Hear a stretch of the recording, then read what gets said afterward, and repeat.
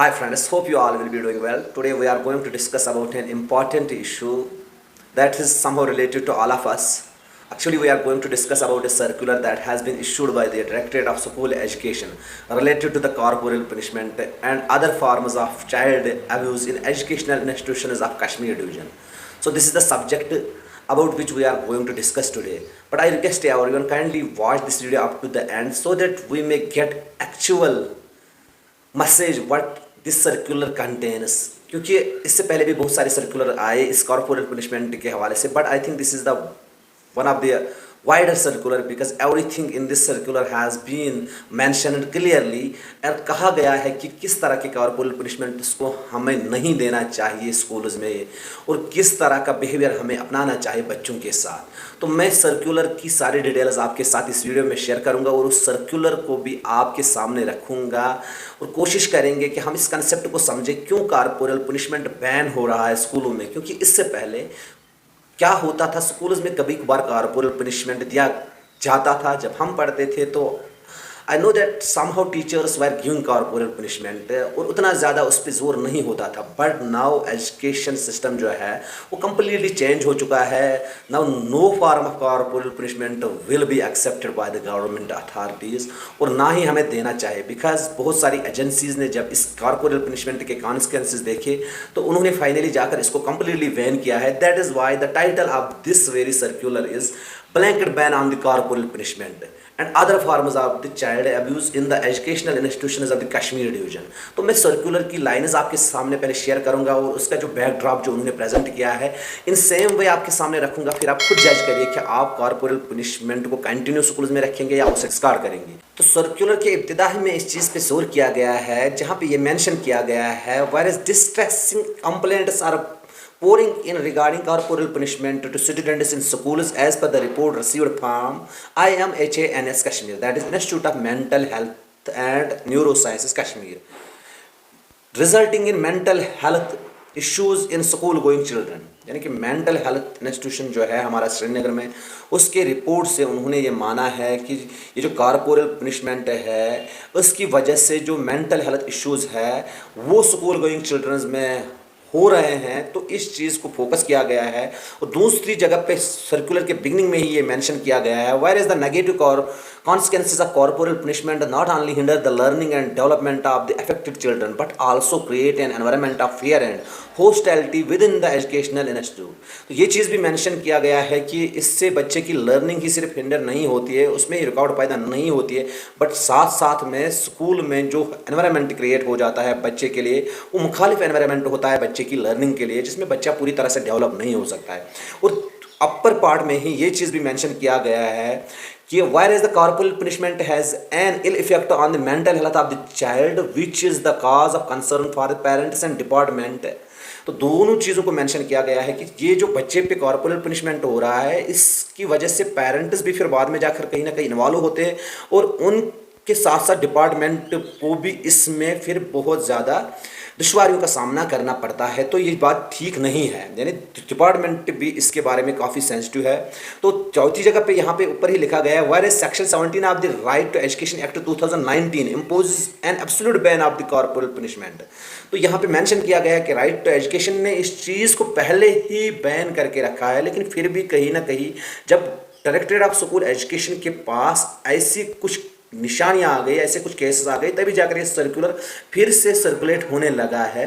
तो अब संजीदगी के साथ इस सर्कुलर में पूरी तरह से मेंशन किया गया है कि किस तरह से हमारी पढ़ाई होनी चाहिए। आगे हम उसमें वो चीज़ें भी मेंशन करेंगे आपके साथ। आप इस वीडियो को काइंडली एंड तक देखिए क्योंकि हम इस कॉर्पोरल पनिशमेंट वाले मसले को आज पूरी तरह समझेंगे, क्योंकि बहुत सारी जगहों पर अभी भी टीचर समझते हैं कि शायद कॉर्पोरल पनिशमेंट की कुछ ना कुछ गुंजाइश है, लेकिन जब हम इसके गाइडलाइंस पढ़ेंगे आज इस सर्कुलर के तो हमें पता चलता है there is no scope of corporal punishment, वो छोटा हो या बड़ा हो। तो उन सारी फॉर्म्स पे ब्लैंकेट बैन आ चुका है, वो भी यहाँ पे मेंशन किया गया है किस तरह के कॉर्पोरल पनिशमेंट।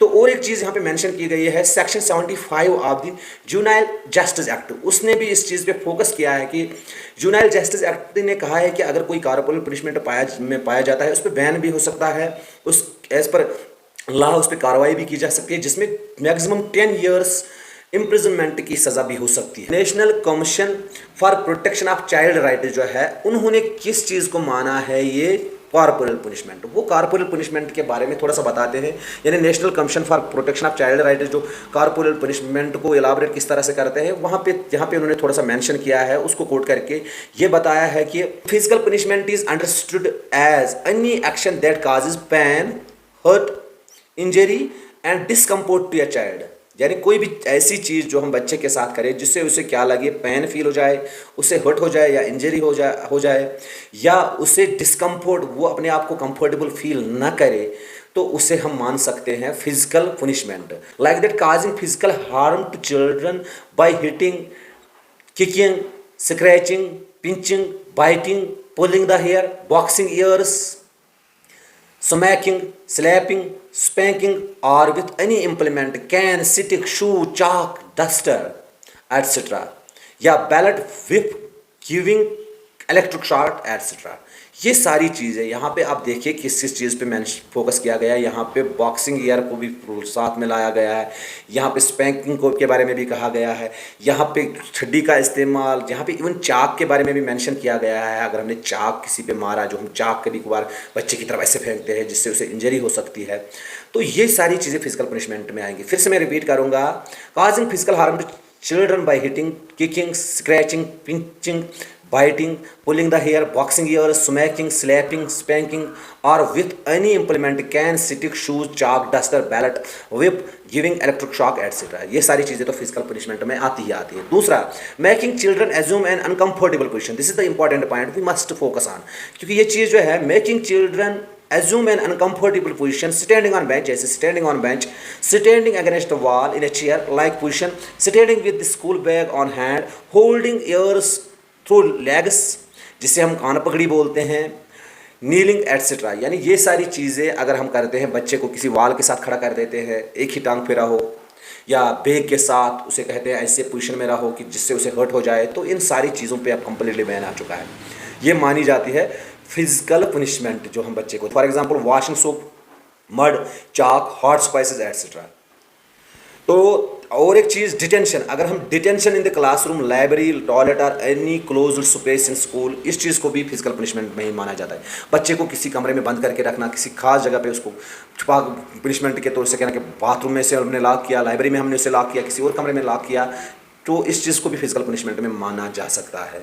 तो और एक चीज़ जो यहाँ पे मेंशन की गई है, फिर मेंटल हरासमेंट का भी यहाँ पे जिक्र आया है कि नहीं भाई, फिजिकल हरासमेंट ही काफ़ी नहीं है, कि ये भी ज़रूरी है कि आप कभी बच्चे को मेंटली भी हरास मत कीजिए। तो मेंटल हरासमेंट में कौन सी चीज़ें उन्होंने मेंशन की है, उसके बारे में कहा है, is understood as any non physical treatment that is detrimental to the academic and psychological wellbeing of child.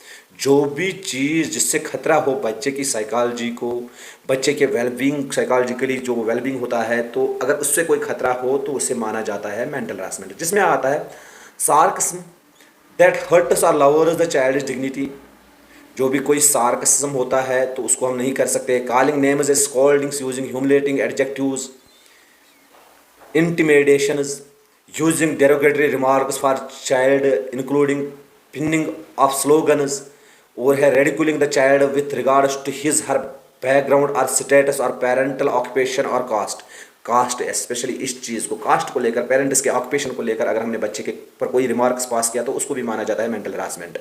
और ridiculing the child with regard to his her health status, अगर उसकी हेल्थ इशू है कोई उसके पेरेंट का, तो उसके related, जैसे कि उन्होंने यहाँ पे पर्टिकुलरली मेंशन किया HIV, एड्स एंड ट्यूबरकुलोसिस का कोई बंदा होगा जिसके पेरेंट्स में ये प्रॉब्लम है, तो उस चीज़ के लिए अगर उन पे हमने डेरोगेटरी रिमार्क्स पास किए या रेडिकुलेटिंग रिमार्क्स पास किए तो जाकर ये भी प्रॉब्लम हो सकती है। Belittling a child in classroom due to his her inability to meet the teachers expectations of classroom, यानी कि अगर अब मेरी उम्मीदों के हिसाब से वो काम नहीं कर रहा है, उस चीज़ पे बच्चे को टोकना, तो वो भी हम मानते हैं यहाँ पे मेंटल हरासमेंट, क्योंकि हर बच्चा स्पेशल होता है। इन्होंने इस चीज़ को यहाँ पे मेंशन किया। Actually children with special needs, ये बच्चे जो होते हैं, ये चिल्ड्रन में स्पेशल नीड्स होते हैं, तो उनको अपने हिसाब से चलने दो। नो डाउट कि अगर वो किसी एक काम में कमज़ोर होंगे तो दूसरे काम में वो अच्छे हो सकते हैं। और कुछ चीज़ें हैं, और कहा है पुनिशिंग और disciplining a child not recognizing that my children who perform poorly in academics are actually children with special needs, such children could have conditions like learning disability attention deficit, hyperactivity disorder and development delay etcetera. ये कुछ problems उन बच्चों में हो सकते हैं, उनकी वजह से वो हमारी वो एक्सपेक्टेशंस फुलफिल नहीं होती है। तो इन चीज़ों के बारे में हमें ख्याल रखना होगा। अगर इनके अगेंस्ट हम गए तो ये माना जाएगा मेंटल हरासमेंट में। Using punitive measures to correct child and even labelling him his her as difficult such a child with attention deficit hyperactivity disorder who may not only fare poorly in academics but also pose a problem in management of classroom behavior। तो punitive measures अगर मैंने adopt किए बच्चे को सुधारने की ही खातिर कि मैं चाहता हूँ कि उनमें सुधार आ जाए, तो ये चीज़ें भी मानी जाती हैं मेंटल हरासमेंट में। Shaming the child to motivate the child to improve his performance, बच्चे को शेम करके सारे क्लास को कहना कि बच्चे के लिए शेम करो, दूसरे किसी स्टूडेंट के लिए शेम करो क्योंकि उसने अच्छा परफॉर्म नहीं किया, ये भी मेंटल हरासमेंट में माना जाएगा।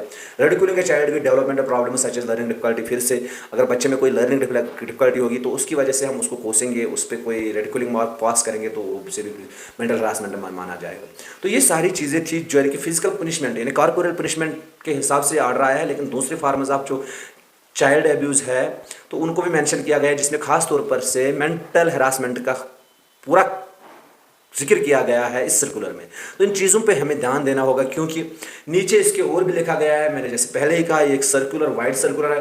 Corporal punishment of any nature is not acceptable under any circumstances. Brutal treatment to student in the name of reforming can never be accepted as an excuse as it can never inculcate good discipline and good habits in them. On the contrary, indulgence in violence by teachers is bound to set a very bad example before the students. So preventive measures need to be applied and preventive measures के लिए कहा गया है क्योंकि ये कोई मतलब solution नहीं है कि टीचर्स के लिए। अब प्रिवेंटिव मेजर्स उनको अडॉप्ट करने चाहिए। मानते नहीं हैं कि जो हमारी अथॉरिटी है, जो एजुकेशनिस्ट्स है, जो जितने भी एजुकेशन के रिलेटेड लोग हैं वो ये नहीं जान समझते हैं कि ये चीज़ों का हल होगा अगर हम वैसे मेजर्स लेंगे। तो उन्होंने कुछ अब प्रिवेंटिव मेजर्स दिए हैं किस तरह से हम बच सकते हैं। Whereas some of the preventive measures are under emphasizing importance of rules. तो रूल्स जो है हमारे स्कूल में रूल्स जो होते हैं या किसी भी एजुकेशनल इंस्टीट्यूशन में रूल्स जो होते हैं उन पे हमें ज़्यादा फोकस करना चाहिए। बच्चे को उन रूल्स के बारे में बताना चाहिए। पॉजिटिव रिकॉग्नाइजेशन, अगर कोई बच्चा अच्छा काम कर रहा है तो उसको हमें रिकॉग्नाइज करना चाहिए। अगर कोई गलत काम कर रहा है तो उससे हमें थोड़ा सा वो जो पॉइंट्स है वो रिवार्ड जो है उससे कम करने चाहिए, ना कि उसको कॉर्पोरल पनिशमेंट देते हैं। यानी कि by means of rewards and by means of curtailing the rewards इस चीज़ को हम मेंटेन कर सकते हैं, not by means of using corporal punishment. तो इस चीज़ को मेंशन किया गया है। तीसरा, recognising the child needs help and no punishment. बच्चे की ज़रूरतों को समझा और उसको हेल्प करनी हमारी प्रायोरिटी है। ये कहा गया है कि this fact should be applied in all critical situation. Unwanted behaviours on the part of student is indication that the student needs guidance. अगर बच्चा कोई ऐसा काम कर रहा है जो हमें लगता है ठीक नहीं है, असल में वो चीज़ें इंडिकेट करता है कि बच्चे को गाइडेंस की ज़रूरत है, तो हमें वहाँ पे गाइड उसे करना है, उस प्रॉब्लम को समझना है, ना कि हमें कोई फिजिकल या मेंटल कोई हरासमेंट बच्चे को करना है। तो और एक लिखा है health relationships healthy relationships should be promoted among students, teachers and staff। इनमें एक हेल्दी एटमॉस्फेयर जो हमारा होगा ऐसा हो कि हेल्दी रिलेशंस डेवलप हो जाए। और लास्ट जो उन्होंने लिखा है to stop all types of negative behaviours towards the students inside और आउटसाइड द क्लास। अगर कोई भी नेगेटिव बिहेवियर बच्चों के साथ इस्तेमाल होता है तो उसको हमें स्टॉप करना चाहिए within the class and outside the class. Even under inevitable and unprecedented circumstances positive engagement और preventive measures are to be adopted. हर हाल में हमें पॉजिटिव एटीट्यूड ही इस्तेमाल करना चाहिए, पॉजिटिव बिहेवियर्स हमें इस्तेमाल करने चाहिए बच्चे को सुधारने के लिए। तो ये कुछ पॉइंट्स थे। और साथ में अब लास्ट में वार्न किया गया है instead of all those things, अगर किसी ने फिर से पनिशमेंट का सहारा लिया तो उसके बारे में कहा गया है therefore it is impressed upon all the school heads and teaching officers both private and government to refrain from inflicting the corporal punishment on students in the educational institutions. The deviation in this regard will be viewed seriously and the strict punitive measures will be taken against the violators as per intensity of the abuse। तो यानी कि उन पे action लिया जाएगा। जितनी बड़ी गलती होगी, जितना बड़ा पनिशमेंट उन्होंने दिया होगा, जितना बड़ा कॉर्पोरल पनिशमेंट या मेंटल हरासमेंट किया होगा, उसी हिसाब से उनको पनिशमेंट भी मिलेगा, ये कहा गया है। तो इसलिए also all the COs, cluster heads, zonal education officers, headmasters of high schools, headmasters of middle schools, primary schools, both government and private, यानी कि ये दोनों चीज़ों के लिए है, government as well as private schools के लिए है, किसी एक स्कूल के नहीं। इनफैक्ट उतना ही नहीं, साथ में coordinators of recognized private tuition centers and hereby put on strict instructions to ensure the blanket ban on the corporal punishment and other forms of the abuse। यानी कि सारे लोगों को जितने भी लोग चाइल्ड्रन केयरिंग के साथ डील करते हैं, जो बच्चों को डील करते हैं, तो उनसे ये कहा गया है कि उनके साथ ऐसा कोई वाक़ा कोई पेश नहीं आना चाहिए जो कॉर्पोरल पनिशमेंट का हो या कोई अब्यूज़ वाला चाइल्ड अब्यूज़ का केस हो. As envisaged in guidelines for eliminating corporal punishment is called by NCPCR. NCPCR में जो भी कुछ गाइडलाइंस है उसके हवाले से उनके हिसाब से हमें चलना होगा, यानी कि कहीं उनकी वायलेशन नहीं होनी चाहिए उनकी गाइडलाइंस की. In all the private and government schools is their respective domain की, यानी कि वो सारे लोग इन अपने जो उनके डोमेन में चीज़ें आती हैं, इतने स्कूल्स आते हैं, उनको यहाँ पे इम्प्लीमेंट करना होगा. This was all about this blanket ban on the child abuse. So I think this was a wider order, and I as a teacher understand that we must always be with the government measures, policies, whether it is act or whether somebody has instructed us to do, who is expert in education. We should cooperate with them because there is something good in this for the children, and we are for children as teachers, and children too must be cooperative. They must follow the rules and regulations. They should always try to be polite with their teachers, try to be in good relationship with their teachers, not कि ये चीज़ की ज़रूरत हमें पड़े. तो this is the good step, this is the nice move, because अगर छड्डी से ही काम बनता तो शायद आज जितने भी पुराने स्कूल्स में पढ़े हैं, कुछ टाइम पहले पढ़े हैं, तो उन्होंने बहुत ज़्यादा पढ़ा होता, यानी सब कुछ अच्छी उन्होंने ही किया होता. I do not want to express that कि क्या हुआ है पास्ट में, इस पर मैं ज़्यादा बहस नहीं करना चाहता हूँ, because some of the people are still of the opinion that there should be corporal punishment. But as a teacher I am completely against the corporal punishment, and this is the nice move by the government. This is the nice circular. We respect the circular, and we will try our best to implement this circular on the ground level. Thanks for staying with us. Wish you all the best.